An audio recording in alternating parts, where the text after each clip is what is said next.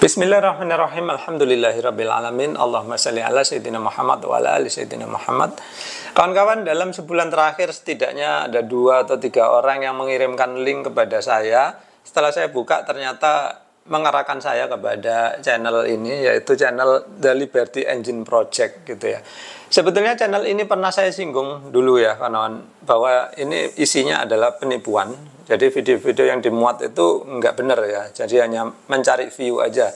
Dan beberapa orang itu mengomentari bahwa saya asal mengatakan itu channel penipu, padahal saya aja belum mencobanya, tapi kok udah ngomong bahwa itu penipuan.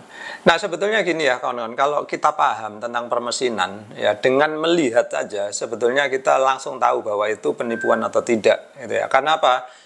Kita menguasai prinsip-prinsip bagaimana suatu mekanisme mesin gitu ya. Nah kalau kemudian banyak orang yang nggak paham terus nonton kayak gitu, biasanya orang akan kemudian mencoba mempraktekkan gitu ya. Nah setelah mempraktekkan ternyata gagal, ya akhirnya rugi.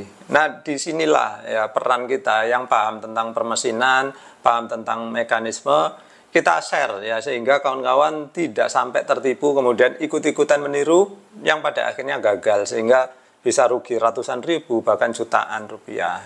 Nah beberapa hal yang dulu pernah saya singgung adalah kayak Nikuba ya kawan-kawan. Nikuba itu dari awal kemunculannya itu saya sudah meragukannya dan bahkan sama sekali tidak yakin dengan apa yang diungkapkan oleh penciptanya gitu ya. Nah dan terbukti sampai sekarang Nikuba nggak ada suaranya sedikit pun ya kan. Yang dulu katanya dibeli oleh perusahaan dari Italia sampai sekarang ya nggak ada karena memang dasarnya aja udah salah ya kan. Jadi sebetulnya ketika saya lihat ya, video tentang Nikuba itu saya langsung tahu ini nggak mungkin itu, dan ternyata benar ya sampai sekarang nggak ada lagi suaranya. Baik, sekarang kita akan lihat langsung aja kepada channel The Liberty Project. Kawan-kawan akan saya ajak mendekat, lalu kita akan obrolkan ya. Kenapa sih beberapa hal yang di video mereka itu menjadi tidak mungkin? Karena menyalahi prinsip-prinsip mekanika. Baik, di sini kawan-kawan bisa lihat ya. Ini tentang free pumping. Jadi pompa yang hanya menggunakan pipa-pipa paralon. Jadi hanya menggunakan pipa paralon tapi dia bisa menjadi pompa. Nah ini sebetulnya udah pernah saya bahas dan ini bisa kita pastikan adalah palsu atau penipuan ya. Coba kita buka aja ya. Masih iklan ini sebentar.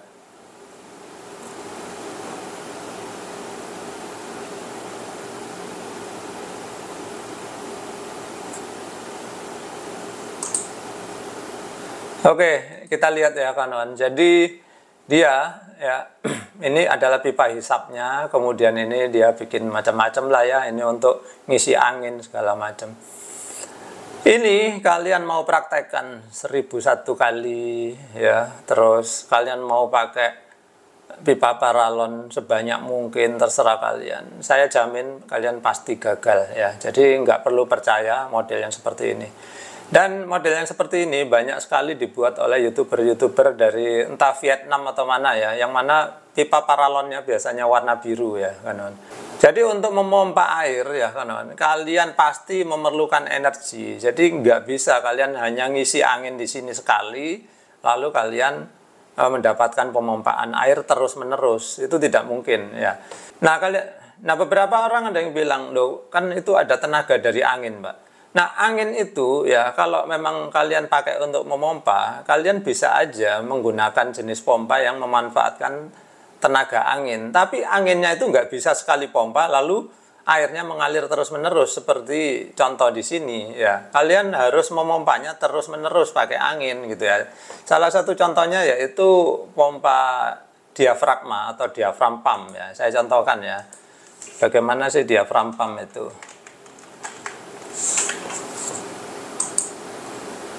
Nah, diaphragm pump itu contohnya seperti ini. Nah, gambarnya seperti ini ya. Jadi ini adalah pompa dengan tenaga angin, tapi kalian harus memompanya terus-menerus. Nah, kalau kalian nggak mau capek memompa terus-menerus, ya pakai kompresor gitu ya. Pada intinya ya kompresor tetap pakai tenaga listrik juga atau pakai tenaga diesel seperti itu ya. Nah, jadi nggak ada ceritanya kalian pompa sekali, lalu air mengalir terus-menerus seperti yang ada di video ini. Perhatikan ya. Ini dia pompa sekali, ya. Terus dicabut, katanya air mengalir. Habis itu terus-menerus. Ya. Kalian sampai mencret nyobain ini nggak akan bisa, ya. Nah, jadi kalau ada yang nggak percaya, silakan dicoba ya. Kalau berhasil, saya kasih uang 10 juta rupiah, saya beli pompa kalian ini 10 juta rupiah. Nah, pasti kalian untung besar ya kan. Oke, selanjutnya kita akan bahas yang ini ya. Ini adalah free energy generator, terbuat dari 2 motor. Nah, kalian perhatikan. Ini juga sebetulnya udah pernah saya bahas. Oke, saya post di sini dulu. Jadi apa sih maksudnya di sini? Nah, ini bagaimana sih cara kerjanya? Ya, ini cara kerjanya. Kalau menurut si penipu ini adalah, ya. Jadi ini kan motor, ya, atau dinamo. Dinamo ini dia kemudian menggerakkan dinamo yang nomor 2 ini. Nah, dinamo nomor 2 ini kalau dia bergerak, katanya bisa menghasilkan listrik, ya. Lalu listriknya dipakai untuk menggerakkan dinamo nomor 1. Lalu dinamo nomor 1 menggerakkan dinamo nomor 2. Dan begitu, muter-muter seterusnya. Saya katakan ya, ini tidak mungkin terjadi. Karena apa? Ya. Prinsipnya begini, kawan-kawan. Kalau di sini kalian punya dinamo 50 watt misalkan ya, anggaplah 50 watt. Ya. Maka kalian butuh dinamo penggerak yang besarnya adalah 100 watt contohnya. Ya. Kalau kalian ngomongin tenaga, itu ngomongin watt ya. Karena banyak orang ngomong RPM, ngomongin apa lagi gitu, itu salah ya. Jadi satuan daya atau satuan tenaga itu adalah watt atau horsepower, HP gitu ya. Jadi prinsipnya seperti itu. Kalau ini 50 watt, maka penggeraknya harus lebih besar dari 50, yaitu misalkan ya 100 watt ya. Nah, anggaplah ini bisa menghasilkan listrik ya. Listriknya yang dihasilkan contoh lah ya, misalkan efisiensinya 100%, dia bisa menghasilkan 50 watt ya. Maka 50 watt ini dia tidak mungkin bisa menggerakkan motor yang 100 watt karena tenaganya nggak cukup ya. Ibaratnya kalian punya tenaga untuk ngangkat 5 kg, kemudian ternyata ada beban 10 kilo, kalian pasti nggak kuat gitu ya. Nah, seperti itu ya. Jadi ya, untuk menggerakkan sebuah motor 50 watt, kalian membutuhkan motor 100 watt. Ya, sedangkan hasil listrik yang cuma 50 watt tidak bisa untuk menggerakkan motor yang 100 watt. Ya, mudah-mudahan bisa dipahami ya. Ini untuk mempermudah pemahaman, saya beri contoh ini. Saya punya mesin pompa. Ini contoh ya, ini adalah mesin pompa air. Kalian perhatikan. Di sini ada pompa airnya, lalu di sini motornya atau dinamonya. Ini adalah pompa air kelas 125 watt. Kalau kalian tanya ke toko, saya mau pompa air 125 watt, maka kalian akan diberi pompa ini. Karena apa? Kelasnya ini ya 125 watt. Nah, untuk menggerakkan pompa 125 watt, apakah kalian pakai dinamo yang 125 watt? Tidak ya, karena apa? Untuk menggerakkan 125, maka kalian perlu motor atau dinamo yang sebesar ya setidaknya 250 watt ya. Jadi ini ya yang jelas dia lebih besar daripada pompanya ya. Jadi kalau pompanya 125, maka di sini adalah 250 watt atau 300 watt. Makanya kemudian banyak orang yang kecelik ketika membeli pompa. Saya membeli pompa 125 watt, tapi kenapa setelah saya ukur kok 300 watt gitu ya, atau 250 watt. Nah, ini untuk menggerakkan pompa 125 watt butuh motor berapa tadi? 250 sampai 300 watt. Nah, seperti itu ya. Nah, sekarang kita kembali lagi ke mesin ini. Jadi, anggaplah ini tadi motor adalah 50 watt. Maka dia hanya bisa digerakkan oleh motor yang lebih besar, yaitu 100 watt. Nah, karena dia hanya menghasilkan 50 watt, ya, maka listrik keluarannya juga tidak akan lebih dari 50 watt. Nah, listrik yang hanya 50 watt, ya tidak mungkin bisa menggerakkan motor yang dia membutuhkan tenaga 100 watt, ya. Dia butuh makan 100 watt, terus kalian kasih makan 50 watt dari sini, ya nggak jalan, ya. Sehingga ini bisa dipastikan tidak akan bisa dioperasikan. Jadi bagi kalian yang ngotot bahwa ini bisa, lalu ada, itu buktinya ada video-video di orang Indonesia yang bikin di bengkel gitu ya. Silakan kalian datangi kalau dia beneran bisa, ya. Saya kasih uang 10 juta rupiah, ya. Udah gitu aja, gampangnya kalau lawan orang-orang yang ngeyelan gitu ya. Saya kasih hadiah 10 juta rupiah kalau memang bisa gitu ya. Nyatanya tidak bisa. Kalau yang bisa itu pasti hanya di internet ya, di dunia nyata nggak ada yang bisa. Baik, kita lanjutkan ya, mesin apa lagi selanjutnya. Kalau ini nggak jelas ya, dia ngomong scam, dia sendiri ngomong penipuan ya. Penipuannya adalah ada orang yang berjualan mesin bikinan dia, dijual seharga gini dan dia bilang dia nggak menjual gitu ya. Nah ini dia memang nggak menjual karena nggak mungkin barang ini bisa dipakai ya. Jadi dia ya ada sedikit bertanggung jawabnya juga ya. Dia yang bikin penipuan, lalu orang lain yang berusaha menjualnya ya, lalu dia bilang nggak dijual kok. Ini makanya dia bilang on sale, dia nggak dijual ya. Dia hanya dipakai untuk menipu di YouTube aja gitu ya. Baik, sekarang ini ya, AC portable katanya. Oke, kita langsung lompat aja ke belakang ya.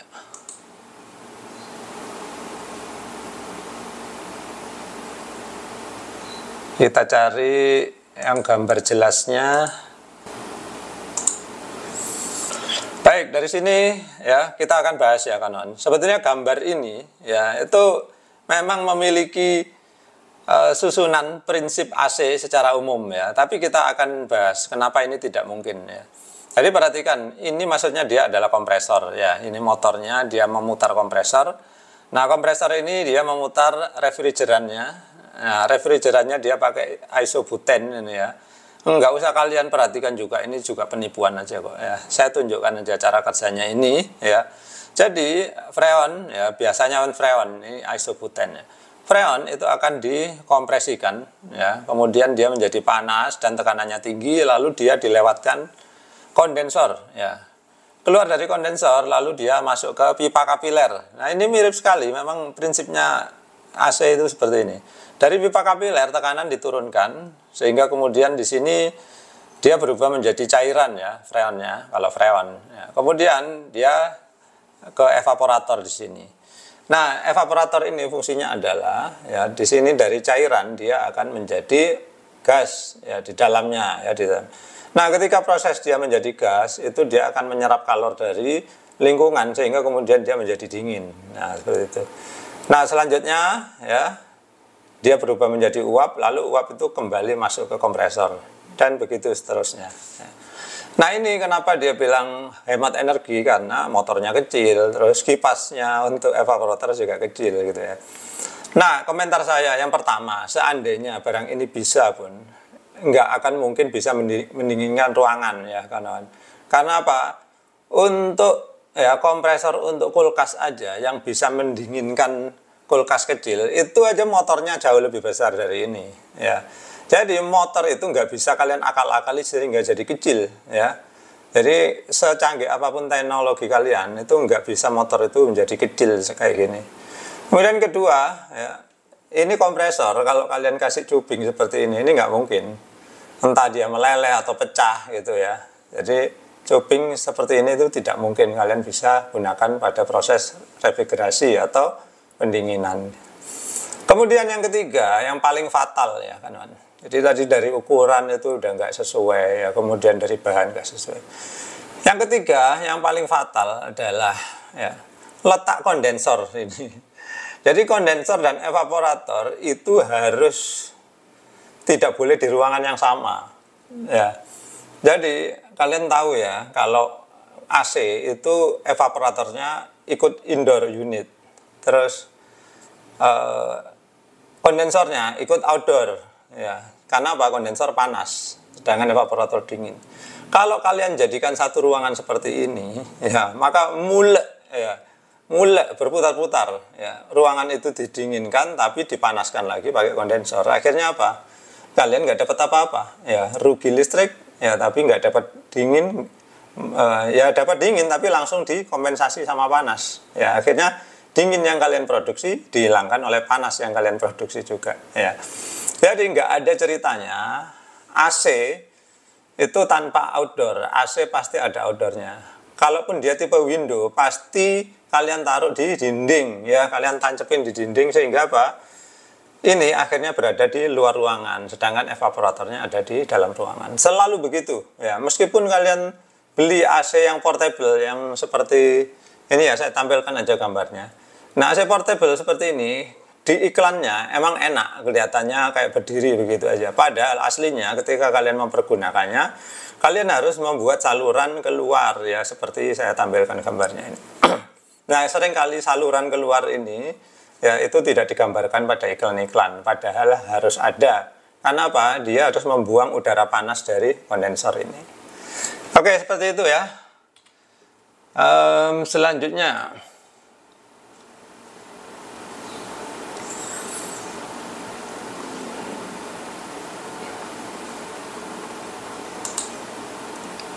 nah ini juga salah satu yang paling sering ditanyakan orang kepada saya.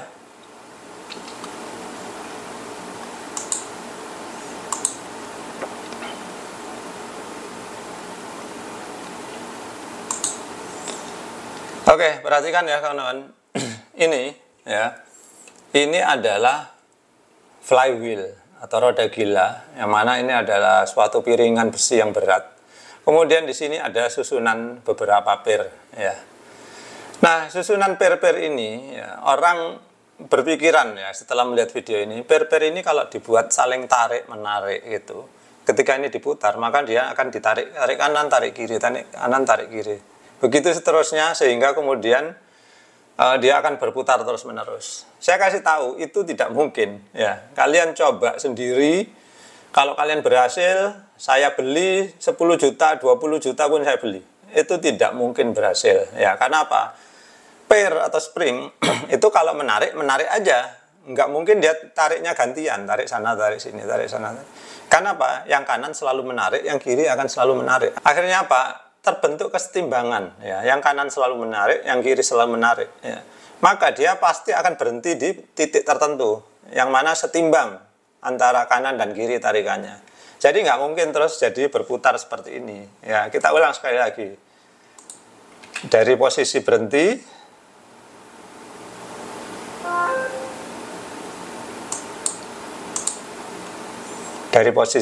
diputar dia, terus jadi kencang gitu ya.